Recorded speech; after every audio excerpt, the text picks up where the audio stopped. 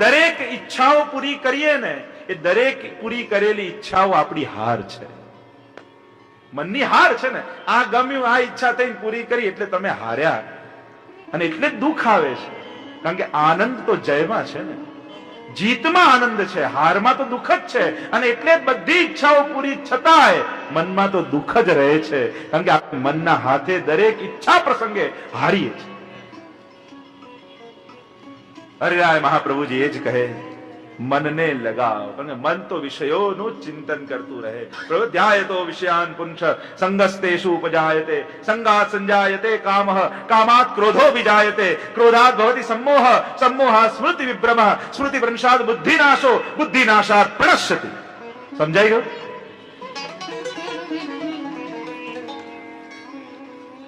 એક ખોટું ચિંતન સર્વનાશ સુધી લઈ જાય. આખું લિસ્ટ ઠાકોરજી ગીતાજીમાં આપ્યું. તો કેટલું સાવધાન રહેવાનું છે. આ કલયુગ રૂપી મન, કલયુગ રહે છે ક્યાં? મનમાં જ રહે છે ને, મનમાં જ એનો વાસ છે. અને આ મનનો સ્વભાવ પડેલા છે. હરિરાયજી કહે છે, મનને જો ભગવત સેવા નહીં સોંપતા રહો. એ રાજા કાર્યમાં એટલો બધો વ્યસ્ત હતો, એને પાન ખાવાનો બહુ શોખ. ડબ્બો ખોલ્યો, આટલા દિવસ પછી પાન સડી ગઈ. ઘોડો ચલાવવાનો બહુ શોખ, આટલા દિવસથી સમય જ નતો મળ્યો. ઘોડા પર ચડ્યો તો ઘોડો ચાલ્યો જ નહીં. થયું કે લાવ નગરચર્યા કરવા જવું. નગર ફરવા માટે ગયો. જોયું તો એક માજી ભાખરી શેકતા હતા, એક તવા પર નાખીને એવા વાતે વળગ્યા કે ભાખરી બળી ગઈ. મનમાં ક્લેશ થયો કે પાન કેમ સડી ગયું, ઘોડો કેમ ફર્યો નહીં, આ ભાખરી કેમ બળી ગઈ. પ્રધાનને બોલાવીને પૂછ્યું. પ્રધાન એટલું જ કહ્યું, આ ત્રણેયને ફેરવ્યા નહીં એટલે બગડી ગયા. એમ જ મનને પણ ફેરવતા રહેવું તો તાજું રહે. એક પડખું લૌકિકમાં નાખો તો બીજું અલૌકિકમાં નાખી દેવું તો એ તાજું રહે, નહીં તો એ સડી જાય. એમ ભલભલાના મનો સડી જતા હોય. માણસ તો પેલી કેરી હોય ને, એ નાની હોય ત્યારે ખાટી હોય, જેમ મોટી થતી જાય મીઠી થાય. પણ માણસ ઊંધો છે, નાનો હોય ત્યારે મીઠો હોય, જેમ જેમ મોટો થતો જાય એમ ખાટો થતો જાય. જેવો મોટો થાય એવો ખાટો થતો જાય દિવસે દિવસ. આ મન છે કલયુગ. હરિરાયજી આપણને સૌને જાણે છે. અને એટલે જ છઠ્ઠા શ્લોકમાં શ્રી હરિરાયજી કહે કે આવા મનથી પણ ભક્તિ તો કરવાની જ છે, તો એનું સાધન શું, પુષ્ટિ માર્ગનું ફલ શું, અને એ બતાવતા શ્રી હરિરાયજી છઠ્ઠા શ્લોકમાં આજ્ઞા કરે. આ માર્ગમાં સાધન શું છે? કે ભાવ. મુખ્ય વસ્તુ ભાવ છે. પ્રમેય ભગવાન હિ. પ્રમેય શું છે? ભાવ દ્વારા શું મેળવવાનું છે? તો પ્રમાણ, પ્રમેય, સાધન અને ફલ, આ ચાર વસ્તુને સહજતાથી સમજાવો. તમને કોઈ વ્યક્તિને તરસ લાગી છે ને જલ ગોતી રહ્યું છે, તો એ તરસ પ્રમેય છે. ગોતી રહ્યા છો તળાવ, એક વ્યક્તિ મળ્યો અને કહ્યું કે આમ જમણી બાજુ જાઓ, ત્યાં હમણાં પાણી પીને હું આવ્યો છું. તો એ વ્યક્તિએ બતાવ્યું, તો એ વ્યક્તિ પ્રમાણ. તમે એ તરફ ચાલવા લાગ્યા તો એ સાધન. જલ પીધું તો એ જલ ફલ નહીં, પણ જલ પીને તૃષા ગઈને આનંદ જે આવ્યો એ આનંદ ફલ. તો અહીંયા સાધન શું? તો કે ભાવ. ભાવ દ્વારા આ માર્ગમાં ગતિ થાય. ભાવ નથી તો જીવની ગતિ થતી નથી. પ્રમેય શું છે? પ્રભુ છે. આ તરસ કોની છે? પ્રભુની. પ્રમાણ શું છે? કૃષ્ણ સેવા. કૃષ્ણ સેવા દ્વારા આ તરસને બુઝાવવાની છે. જે ભગવત પ્રાપ્તિને તરસ મનમાં જાગી છે, ભગવત રસ પીવાની જે તરસ જાગી છે, સ્વરૂપ આનંદનો આનંદ લેવાની જે તરસ જાગી છે, એને સેવા દ્વારા જીવ પ્રાપ્ત કરે છે. તો સેવા એ પ્રમાણ. અને ફલ સએવ ચ ફલમ પુનઃ. અને સેવા કરતા કરતા એ જ સાધન રૂપ સેવા ફલરૂપ બની જશે. કોઈ ફલની આકાંક્ષા મનમાં નહીં રહે. સેવા જ સાધન, સેવા જ ફલ. આપણે કરીએ ને આપણને આનંદ આવે, સાધન રૂપ સેવા. અને જે સમય સેવાથી પ્રસન્ન થયેલા પ્રભુ એ આજ્ઞા કરે ને એ અનુસાર આપણે સેવા કરીએ અને પ્રભુને આનંદ આવવા લાગે, ફલરૂપ સેવા બની જાય. એ જ ક્ષણ ક્ષણ સેવાની ફલરૂપતાનો અનુભવ કરાવવા લાગે. એમ લાગે કે ફલ મળ્યું છે મને મારા જીવનનું, એ ફલ બની જાય. આગળ હરિરાયજી આજ્ઞા કરે ભગવદ ભાવ એ નિધિરૂપ છે, માટે સર્વથા એનું રક્ષણ કરવું. એમ કહેતા 7મા શ્લોકમાં હરિરાયજી કહે, ભગવદ ભાવ નિધિરૂપ છે, માટે સર્વથા એનું રક્ષણ કરવું અને એનાથી જે કાંઈ પણ વિરુદ્ધ હોય એનો ત્યાગ કરવો. ભાવ જ ફલ છે. સેવા કર્યા પછી પણ જે મળવાનું છે એ ફલરૂપ ભાવ છે. આજની આખા દિવસની સેવાનું ફળ શું? કે આજે સેવા થઈ એનાથી કરતા કાલે અધિક ભાવથી સેવા થાય. બસ આજની સેવાનું ફળ એ આજની સેવા કરતા અધિક ભાવની પ્રાપ્તિ એ જ ફલ છે. આજની સેવાનું ફલ આજે જે તાપથી સેવા કરી એના કરતા કાલે અધિક તાપથી સેવા કરી, અધિક પ્રભુને કાલે સુખ આપું, એ જ ફલ છે.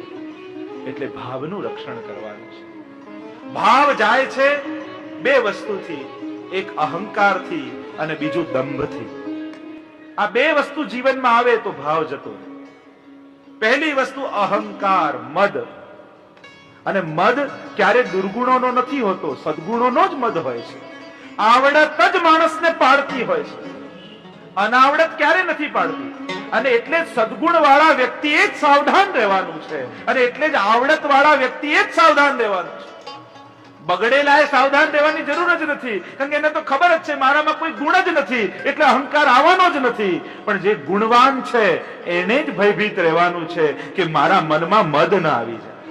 તો જે સેવા કરતો નથી, સત્સંગ કરતો નથી, એને તો કોઈ ચિંતા જ નથી. પણ જે સેવા કરે છે, સત્સંગ કરે છે, જે આવડત વાળો છે, એને જ ભય રાખવાનો છે કે ક્યાંક મને સેવા અને સત્સંગનો અહંકાર ના આવે. એક અડધો વૈષ્ણવ થયેલો, નવો વૈષ્ણવ, અને કોઈ ગામમાં ગયો ધંધા અર્થે, અહંકાર મનમાં વૈષ્ણવતાનો. એ ગામમાં બધા જ ભગવદી વૈષ્ણવ રહે. ગામની બહાર આવ્યો, એક વૈષ્ણવ મળ્યો અને આને કહ્યું કે હું તો વૈષ્ણવ છું, બહારનું ક્યાંય લેતો નથી, કોઈ વૈષ્ણવનું ઘર હોય તો બતાવો તો ત્યાં હું મહાપ્રસાદ લઉં. પેલા વૈષ્ણવે કહ્યું, આ ગામમાં બધા જ ભગવદીઓ રહે છે, ખાલી એક જ વૈષ્ણવ એવો છે કે જે દુષ્ટ છે, અને એ છું હું. એટલે મારા ઘરે તો તમને ન લેવડાવી શકું, પણ બાકી બધા જ ભગવદીઓ છે. નહીં તો મારા ઘરે આપ લો તો ભલે પધારો. લોકો ના ના, હું તો પરમ વૈષ્ણવ, આ તારા જેવા દુષ્ટને ત્યાં હું થોડી ભોજન કરું, બીજા ઘરે જાઉં છું. ભલે જેવી આજ્ઞા. બીજા ઘરે ગયા, પૂછ્યું કે વૈષ્ણવ છો તમે? હું વૈષ્ણવ છું, મારે મહાપ્રસાદ લેવો છે. પેલો કે આ ગામમાં તો બધા ભગવદી રહે છે, પણ એક ગામમાં ખાલી હું દુષ્ટ છું, અપરાધોથી ભરેલો છું, આપ કૃપા કરો ને મારે ત્યાં લો. અરે દુષ્ટને ત્યાં હું કઈ લેતો હોઈશ? કોઈ વૈષ્ણવ બતાવો, પરમ વૈષ્ણવ હોય એને ત્યાં હું લઉં, મારા જેવો વૈષ્ણવ ગમે ત્યાં ન લે. અરે આપ લો તો બહુ સારું. નાના તારે ત્યાં ના જવાય. સામેના ઘરમાં ગયા, કહ્યું કે વૈષ્ણવ છો, મારે ભોજન કર. કે એમ તો આ ગામમાં બધા ભગવદી છે, ખાલી હું એક દુષ્ટ છું, દોષી છું, અપરાધી છું, કૃપા કરીને મારા ત્યાં લો તો કૃપા થાય. તો કે તારા જેવો દુષ્ટ, તારે હું વૈષ્ણવ, તારે ત્યાં લેવાય, તારે ત્યાં હું ના લઉં. એમ કહીને આખા ગામમાં ગયા તો બધા જ વૈષ્ણવ એમ કહે કે હું દુષ્ટ છું. અને ત્યારે એને વાત સમજાઈ, આ તો સાચા અર્થમાં ભગવદીઓનું ગામ છે. બધા પોતાને દોષોથી ભરેલા કહે અને હું પોતાને સદગુણોથી ભરેલો રાખું છું. અરે મારા કરતા બીજો દુષ્ટ કોણ છે? આ બધા જ ભગવદીઓ છે. એમ આવડત વાળાએ સાવધાન રહેવાનું છે. કંઠીને તિલક ધારણ કરનારાએ વધારે સાવધાન રહેવાનું છે. સંસ્થાઓ, સેવામાં, મંદિરમાં, હવેલીઓમાં જોડાયેલા હોય વધારે સાવધાન રહેવાનું છે. કારણ આવડત જ માણસને પાડતી હોય છે. અહંકાર તો સદગુણોનો જ આવે ને. જેનામાં ગુણ નથી, આવડત નથી, એને ક્યાંથી અહંકાર આવવાનો? અને એટલે જ વૈષ્ણવે સાવધાન રહેવું, મનમાં કોઈ પણ જાતનો અહમ ના આવી જાય. હરિરાયજી તો કહે, ભાવ હરી લે, એનાથી જે પણ વિરુદ્ધ હોય ને ત્યાગી દો. જાકે પ્રિય ન રામ વૈદેહી તાહી તજીએ જદ્યપી પરમ સ્નેહી. ગમે તેટલા નિકટના હોય પણ એને શત્રુ જાણીને ત્યાગી દેવાય. ભાવનું જે હરણ કરી જાય. આવ 7મા શિક્ષાપત્રને વિરામ કરીએ. શ્રી ગોવર્ધનનાથ કી જય, વલ્લભાધીશ કી જય. શિક્ષાપત્ર 8, 11 શ્લોક. વિષય છે પ્રભુમાં દ્રઢ વિશ્વાસ અને અન્યાશ્રયનો ત્યાગ. પહેલા શ્લોકમાં શ્રી હરિરાય મહાપ્રભુજી આજ્ઞા કરે, આ લોક તેમજ પરલોકમાં એકમાત્ર ગોકુલાધીશ જ સર્વ સમર્થ છે. અને તેથી વૈષ્ણવે સદાય હૃદયમાં એમનું જ ચિંતન કરવું. એ સર્વ સમર્થ કેવલ ને કેવલ પ્રભુ છે. યદી શ્રી ગોકુલાધીશો હૃદય સર્વાત્મના હૃદય તત કિમ પરમ બ્રોહી લૌકિકૈ વૈદિકૈરપી. જેણે ગોકુલાધીશ પ્રભુને હૃદયમાં ધારણ કર્યા છે, એને તો લૌકિક વૈદિક કરવાનું બાકી શું રહે? જેને પ્રભુ મળી ગયા છે એને બીજો કોઈ વ્યવહાર બાકી રહેતો નથી. એટલે સદાય હૃદયમાં કેવલ ને કેવલ પ્રભુનું ચિંતન કરો. મનમાં ચિંતન કરતા રહો. પ્રભુનું ચિંતન કરવાથી મન પવિત્ર બનશે, મન શુદ્ધ બનશે, બધા જ દુર્ગુણો ખરી પડશે. ભક્તિ પ્રગટ થાય ને પછી ક્રોધ, લોભ આ બધું છોડવા માટે કોશિશ ન કરવી પડે. જેમ ફળ પાકે એટલે આપમેળે ઝાડમાંથી છૂટી જાય, એમ બધા દુર્ગુણો ખરી પડતા હોય. આ દોષોને કાઢવા ન પડે, ખરી પડે, આપમેળે નીકળી જાય. પ્રભુનું ચિંતન હૃદયમાં રાખજો, કારણ કે જ્યાં પ્રભુ છે ત્યાં ક્યાંય દુર્ગુણો આવી શકતા નથી. આગળ કહ્યું વિશ્વાસ જ પુષ્ટિ માર્ગમાં મુખ્ય છે. અને એમ કહેતા દ્વિતીય શ્લોકમાં હરિરાયજી કહે પ્રભુ મારું કલ્યાણ જ કરશે એવો વિશ્વાસ રાખવો. અને કોઈ દોષ દેખાય તો એ દોષ આપણો છે, પ્રભુમાં દોષ ન જોવો. જે કંઈ પણ દોષ દેખાઈ રહ્યા છે પ્રભુની લીલામાં, પ્રભુની લીલામાં કોઈ ખામી નથી. એ દોષ આપણા મનના છે, આપણી અલ્પ બુદ્ધિના છે કે આપણને ભગવાન લીલામાં દોષ લાગે છે. અવિશ્વાસ ક્યારે નહીં કરો. અવિશ્વાસ ન કર્તવ્ય. શ્રી મહાપ્રભુજી પણ આજ્ઞા કરેલ છે. બ્રહ્માસ્ત્રો લક્ષણ આપ્યું કે જ્યારે બ્રહ્માસ્ત્રથી બાંધવામાં આવ્યા હનુમાનજીને, અને સૂતરના દોરા જેવું બ્રહ્માસ્ત્રથી બાંધ્યા, રાવણને થયું કે આ સૂતરના દોરા તો હમણાં તોડી નાખશે, લાવો સાંકળથી બાંધું. અને જ્યાં બ્રહ્માસ્ત્ર પર અવિશ્વાસ આવ્યો ત્યાં હનુમાનજી છૂટી ગયા. અવિશ્વાસ નહીં કરવો. ભક્તિ જેને કરવી છે એને બહુ મનને લોજિક પણ નહીં આપવા કે જો આમ થાય તો આમ કરવું, ને તો આમ થાય, જો આમ થાય તો. આવા જોતોના ચક્કરમાં પડશો ને તો ક્યારેય સેવા ઘરે નહીં પધરાવી શકે. ઘણા કે પધરાવી તો લઈએ પણ નહીં સચવાય તો. આપણે અલૌકિકમાં કેટલા નેગેટિવ થઈ જતા હોઈએ છીએ. લગ્ન કરતા પહેલા કોઈ વિચાર નહીં બને તો એના કરતા નથી કરવા. હમણાં જ વરઘોડો ગયો ને વાગતા વાગતા, હમણાં જ ગયો. હવે ઘોડા પર બેઠો બેઠો વિચારે કે આ કરીએ તો છે, આટલો ખર્ચો અને બધું મંગાવ્યું છે, ઘોડો વોડો પણ નહીં થાય, પછી નહીં મેળ પડે, એના કરતા રહેવા જ દઈએ. એવું થાય? ત્યાં તો વિશ્વાસ જ ના ના મારે તો રામ સીતાની જોડી. અને પછી ખબર પડે કે સીતાજી હતા કે સુર્પનખા. એક ભાઈ એના પત્નીને કહેવા લાગે કે બાકી બધું બરાબર છે, તને બા જેવી રોટલી બનાવતા નથી આવડતી, એવી બનાય તો માનું. એટલે કે હમણાં બનાવી દઉં, તમે બાપુજી જેવો લોટ બાંધી આપો,